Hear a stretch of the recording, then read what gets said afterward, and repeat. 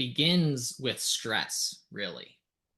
We would look back at that stress threshold, right? When you look at how do we operate at our best from a purely psychophysiological perspective, you have kind of two ends of the spectrum. On the bad end, you have burnout, right? Mhm. And on the good end, you have what's called a flow state. And in the flow state, we operate at our best, we feel at our best, we're more productive, we're more creative, more innovative. Uh, that is where we want to be. But most people are in burnout, which literally blocks them from flow.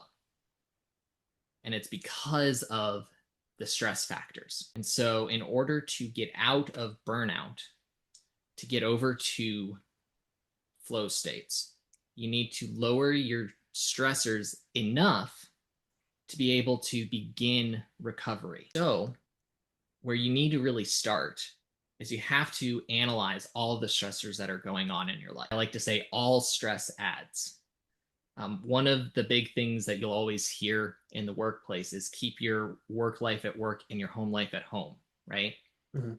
It doesn't work like that. If your boss ever says that to you, or if you say that as a boss, it does not actually work like that. So you have to look at all of the stressors and you have to look at how do we reduce the stressors as quickly as possible, as efficiently as possible, uh, with the fastest time, right? So as you're looking at these, what I like to call these are stress chains. Usually, what'll happen in your life is you'll have one stressor which causes another stressor, which causes another stressor, and that's what's a chain.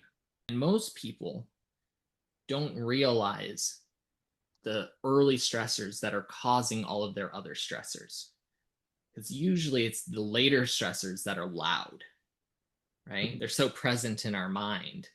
And then we try to solve the stressor at the end, except the rest of the chain is still there. And so it either continues that stressor anyways, or in some cases, it'll split into a new chain, causing a new stressor that you weren't expecting.